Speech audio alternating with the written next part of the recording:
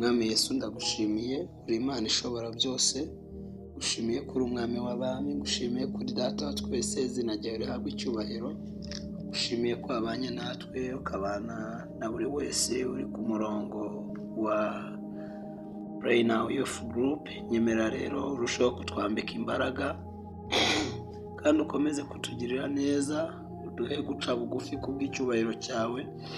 Muri uyu mwanya rero turagushimiye ko tugiye kumva ijambo ryawe, ariko reka ubanze tweze dutunganye kuko imitima yacu yuzuyemo ibyaha no kujya kure yawe no gucumura byose. Mwami, byagaragaye ko turi inkozi z'ibibi, turi abanyantege nkeya, ariko tugusabye imbabazi Mwami. Reka ijambo ryawe rize ribashe gutunganya imitima yacu, urusheho kudusiga amavuta data, ribashe kuduhindura, ribashe kutugira abandi, ritugire bashya mu kuri ndetse no mu mwuka. Urakoze Mwami, mu izina rya Yesu Kristo tubisenze twizeye, amen. Mbahaye ikaze banyamuryango ba Pray Now Youth Group, mwakoze cyane kwitabira. Rero amazina yanjye nitwa Tumukunde David, ninjye tugiye kuganira ijambo ry'Imana. Ngira ngo nibwo mushobora kuba mugiye gutangira iyi theme y'ukwezi kwa 11, kwizera kuvanaho imisozi. Rero ndagira ngo mwegere indangururamajwi zanyu tuganire, twumve icyo Imana idushakaho muri uku kwezi kwa 11. Hari icyo Imana ishaka kuvugana nawe. Ngira ngo ni muri Matayo ibice 17 umurongo wa 20, havuze ngo reka nifashishe Bibiliya dusome. Bibiliya mu gitabo cya Matayo ibice 17 umurongo wa 20, 20. Haravuga amagambo akomeye. Bibiliya iravuga ngo, arabasubiza ati, ni ukwizera kwanyu guke. Ndababwira ukuri yuko mwaba mufite kwizera kungana nk'akabuto ka sinapi, mwabwira uyu musozi muti va hano ujye hirya, wahava, kandi nta kizabananira. Bavandimwe dusangiye kwizera, uyu murimo urakomeye, ariko Yesu yawudushinze abona yuko natwe tuzavamo abakomeye. Ababigishwa murabizi ko hari aho bari bagiye gukora ibitangaza, indwara zanga kuva mu bantu, abadayimoni banga guhunga, ariko ahangaha Yesu Kristo ashaka kubahishurira ko impamvu abadayimoni batagiye nuko kwizera kwabo kwari gukeya. Rero ndashaka tuganire twinjiye cyane muri iri jambo, kwizera kuvanaho imisozi. What means that? Ibi bisobanuye iki kwizera kuvanaho imisozi? Ijambo rya mbere, kwizera tuzi yuko ari ukumenya rwose. Icyo nicyo cya mbere, udashidikanya ko bitazabaho. Ukuvuga ngo ukabimenya udashidikanya ko ibyiringirwa bitazabura kuba.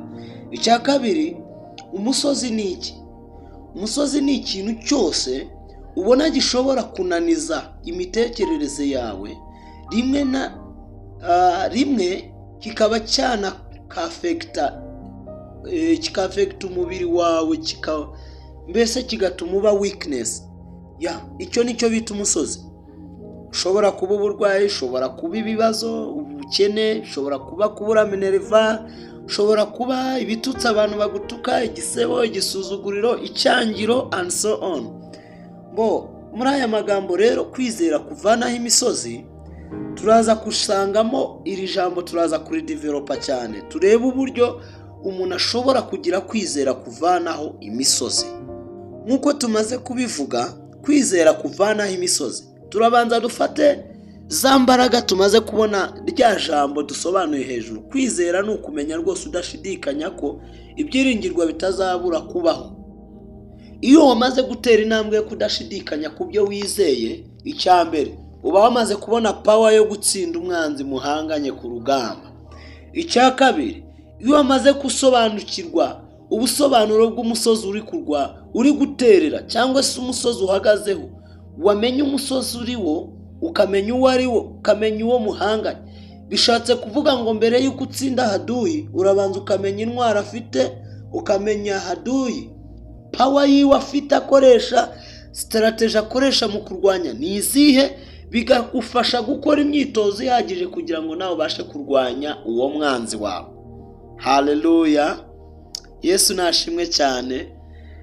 Rero kwizera kuvanaho imisozi ntabwo ari ukwizera tuvuga by'amagambo gusa. Kwizera tuvuga ntabwo ari ibyo, ntabwo ari ukw'ibyiyumviro byawe, no. Ntabwo ari kwizera kw'ibyiyumviro by'umubiri, no. Ahubwo kwizera tuvuga ni uko ibikorwa ukora bigaragara ko nta gisubizo bizatanga.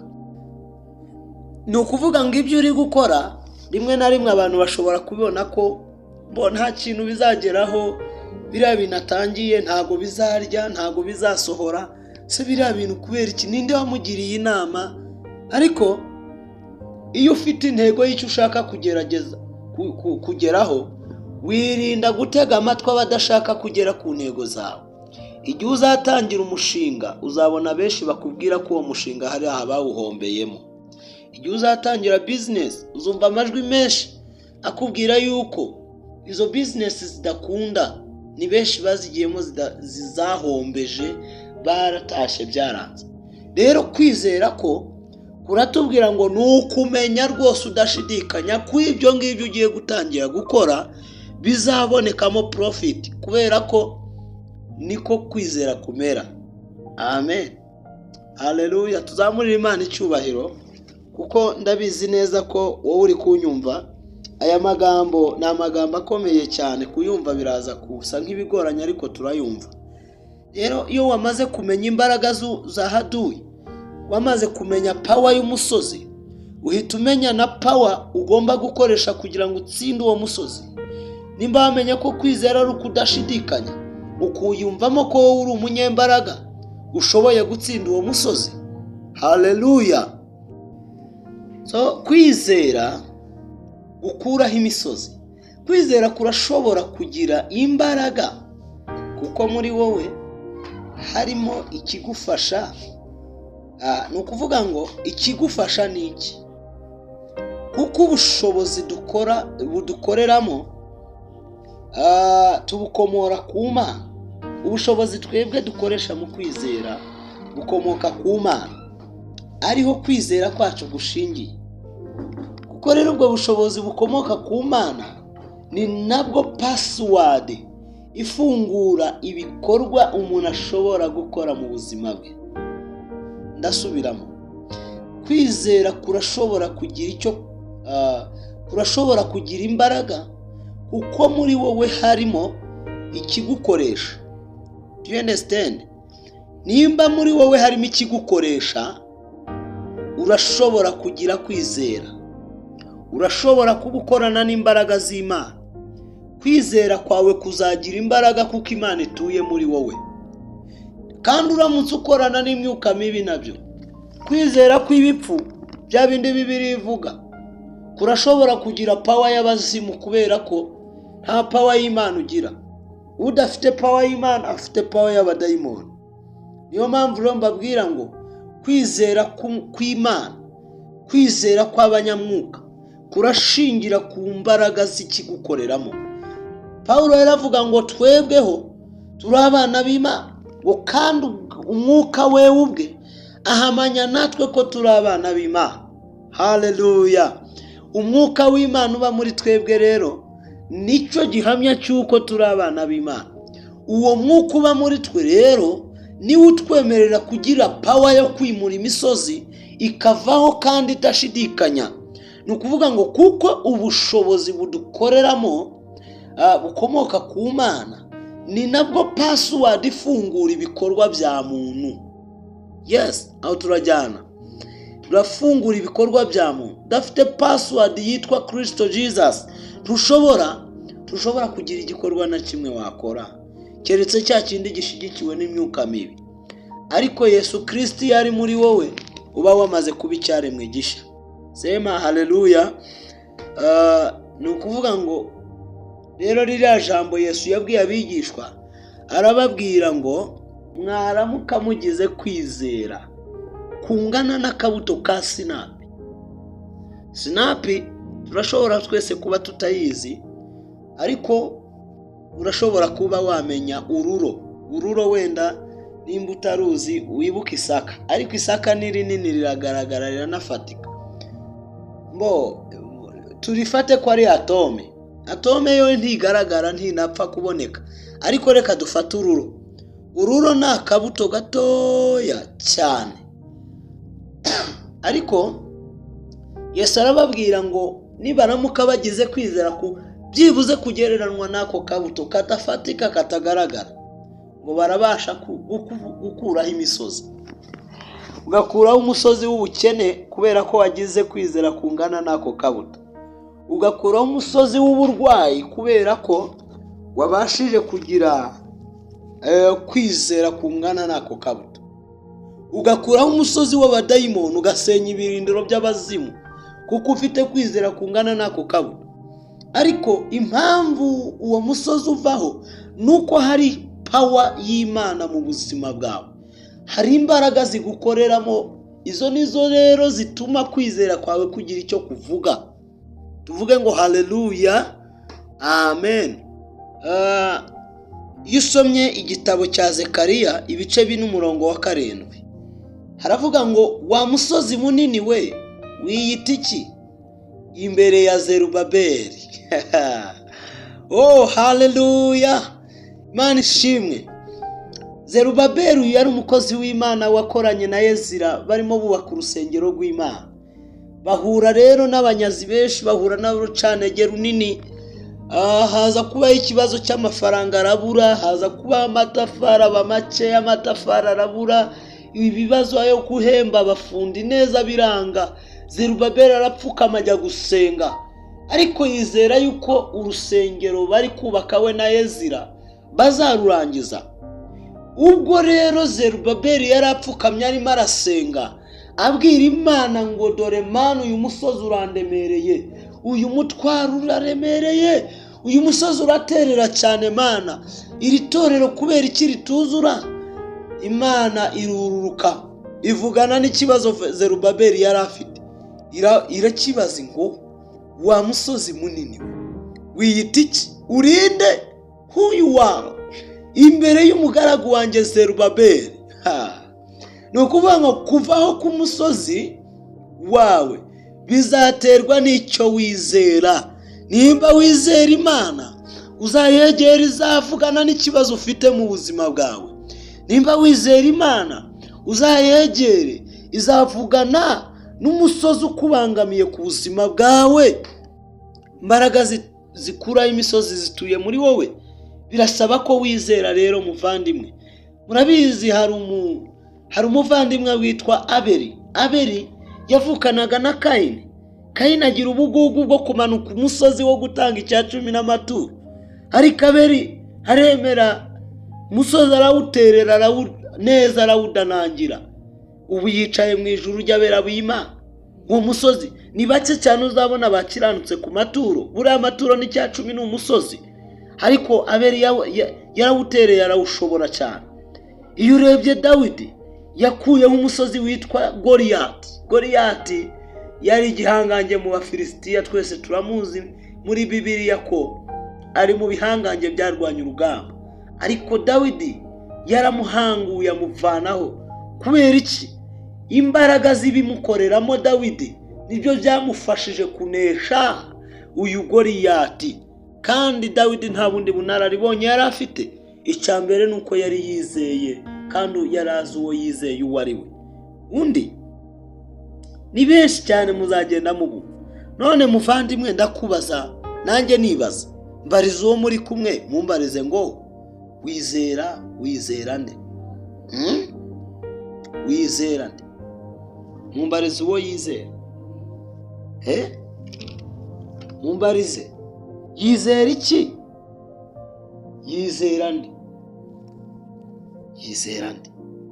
Imana yabonye ko kwizera kuri muri twebwe hari icyo Imana ikora.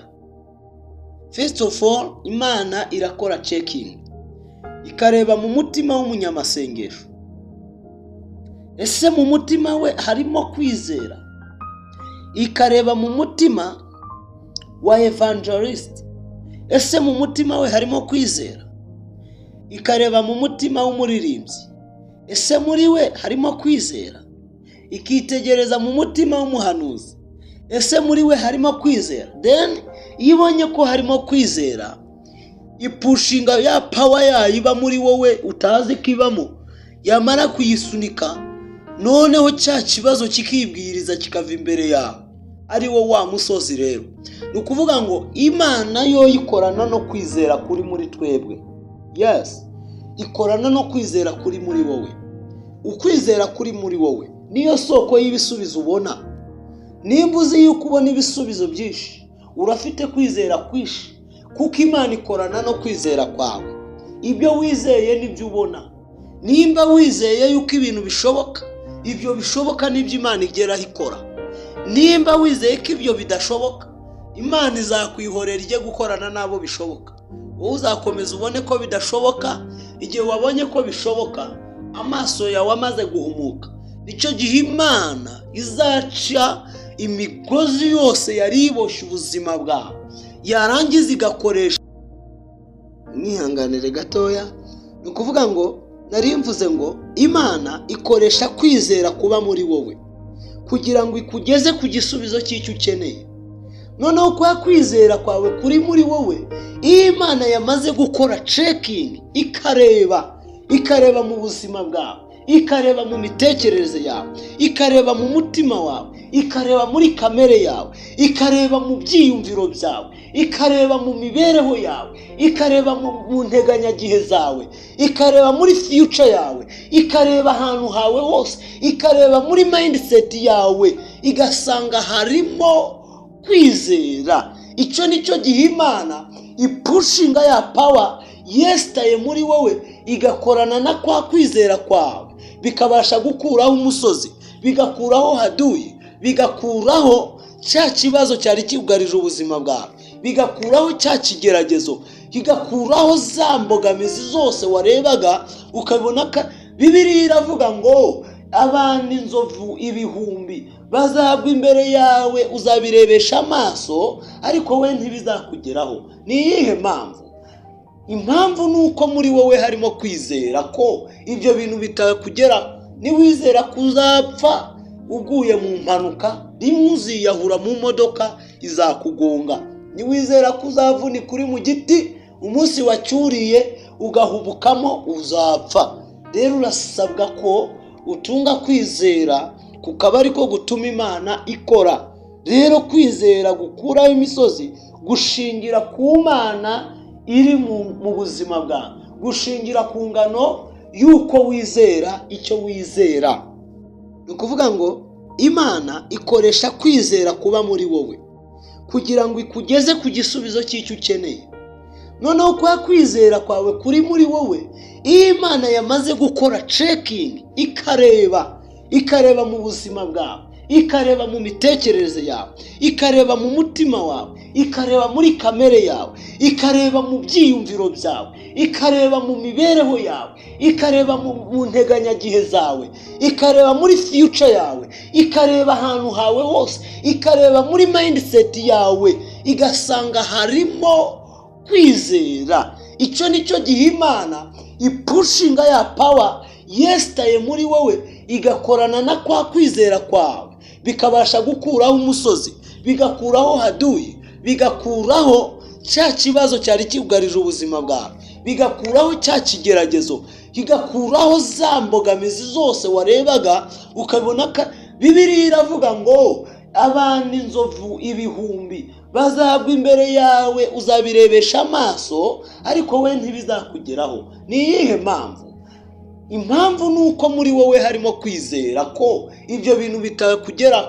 Ni wizera kuzapfa uguye mu mpanuka, rimwe uziyahura mu modoka izakugonga. Ni wizera kuzavunika uri mu giti, umunsi wacyuriye ugahubukamo uzapfa. Rero urasabwa ko utunga kwizera, kukaba ariko gutuma Imana ikora.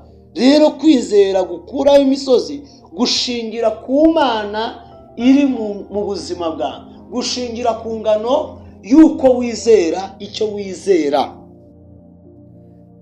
Icyanyuma njya gusoza, hari abantu bamwe dufata nk'intwari zasenze Imana kuvanaho imisozi kabisa. Zirasenga imisozi vaho. Nk'ubu nk'iyo turebye nk'umugabo Zerubabeli tumaze kuvuga, yarasenze Imana igeraho yivuganira n'umusozi ubwayo, iramanuka ivugana n'umusozi. Hari amahirwe yuko nawe watera iyo ntambwe. Umugabo wa kabiri wabaye intwari, yes, umukobwa Hana yabaye intwari, nawe yaba umugabo wo guhamya ibyo. Murabizi ko yararemerewe n'ikibazo cyo kubura umwana, ariko uwo wari umusozi umuremereye umubabaje kuwuterera byamubishije icyuya. Ariko Hana arapfukama arasenga, Uwiteka araza akorera muri Eli, aramubwira ngo genda Uwiteka aguhe icyo wasabye. Hana agaruka gushima, aravuga ngo ninjye wa mugore waje wawe naniwe ndushye kandi ndemerewe, naje wawe naniwe mbabaye, nari nkeneye umwana, none dore icyo nasabye nicyo nahawe. Ni ukuvuga ngo rero hariho intwari zagiye zizera imisozi vaho.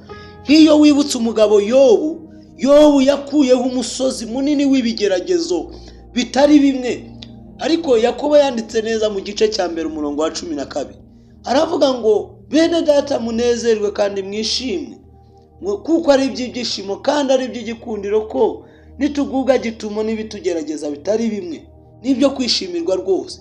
Bavandimwe rero, hari n'undi Stefano, muramwibuka nawe yakuyeho umusozi w'amabuye, amabuye barayamutera ariko arushaho guhimbaza Imana. Umusozi arawumanuka neza paka ubu yicaye mu ijuru ry'Uwiteka Imana. Haleluya! Imisozi rero ntikagutera ubwo, kuko imbaraga zitsinda imisozi zituye muri wowe. Rero amwe mu magambo nagiye ngarukaho, navuze ngo kuvaho kwa haduyi wawe bizaterwa n'ubushobozi bw'uwo wizera ukubamo uwo ari we, kuko niwe uzabasha gusunika pawo, kandi uwo twizera niwe ubitse password ibasha gufungura ibikorwa bya muntu bishobora gutuma akora icyo akora. Ruvuga ngo ibyo ukora password yabyo ifitwe n'ugukoresha. Ikindi, kwizera hari intwari zagiye zikugira. Ikindi navuze ngo umusozi ni ikintu cyose ubona gishobora kunaniza imitekerereze yawe, rimwe kikaba cyanakafekta umubiri wawe. Rero iryo niryo jambo ry'Imana narifite kubabwira bene data, ubundi Imana ibaha umugisha kandi irushaho kubaha imibereho myiza yo mu kwizera. Mugire kwizera kuvana imisozi yarabananiye ku buzima bwanyu. Ibindi rero Imana iduhana umugisha. Reka dusenge dusoreze ahangaha. Mana, ndagushimiye, uri Imana igira neza, uri umwami w'abami, uri Sambitarumbo waguhinzemo ntiyicuza. Nyemerera kano kanya aya magambo abashe kubaka Abanyarwanda n'Abanyarwandakazi bayumvise, Abanyafurika n'Abanyafurikakazi bayumvishe, abatuye hirya no hino muri Amerika no mu migabane ya Aziya, abari kutwumva, abazayakurikira kuri YouTube, abazayakurikira kuri Instagram, abazayakurikira kuri Facebook, abazayakurikira ahantu hose ku mbuga. Mana nyiribihe azahindura imitima yabo, abari hano muri uyu murenge wa Ruhuha azabashe guhindura imibereho yabo, imbaraga z'ijuru zibashe gukorana nabo mu izina rya Yesu Kristo w'i Nazareti. Nyemerera umwuka wera aherekeza aya magambo, umwuka wera arusheho gusobanura, umwuka wera arusheho kubana nabo, umwuka wera arusheho kubambika imbaraga, umwuka wera arusheho kubatinyura. In the name of Jesus, reka imbaraga zibohora zikorere muri bo. Ndestara imbaraga zo kwizera zikuraho imisozi mu buzima bwabo mu izina rya Yesu Kristo. Imisozi yabaye minini ibashe kuriduka nonaha imisozi yabaye minini ibashe gusenyagurika nonaha, imisozi y'icangiro, imisozi yo kugumirwa, imisozi y'amagambo, imisozi yo guta ishuri, imisozi y'ubukene, imisozi y'icangiro, mu izina rya Yesu reka ubushake bw'Imana bubashe kubana na buri wese wumva aya magambo, kuko ijambo riravuga ngo umuntu wumva aya magambo akayakomeza ameze nk'umunyabwenge wubatse inzu ye ku rutare, ariko utabyumva akaba ameze nk'umuswa wubatse ku musenyi. Rero ubane na buri wese wumva aya magambo abashe kugira icyo abafasha, abashe kugira aho adukura n'aho adushyitsa mu izina rya Yesu. Haba njyewe uyavuze ndetse n'abayumvise, urushaho kubana natwe kandi urushaho kuguma guhindura imibereho yacu, utwubake nk'urufatiro rukwiriye kandi rw'ikigero gishyitse cyo muri Kristo Yesu. Ndagushimiye kubanye nanjye, ndagushimiye kubanye na bene data mu izina rya Yesu Kristo. Agatanu urushaho kukagura kandi Uwiteka urushaho kutugirira neza. Ni mu izina ry'Umwami tubisabye twizeye none n'iteka ryose. Amen.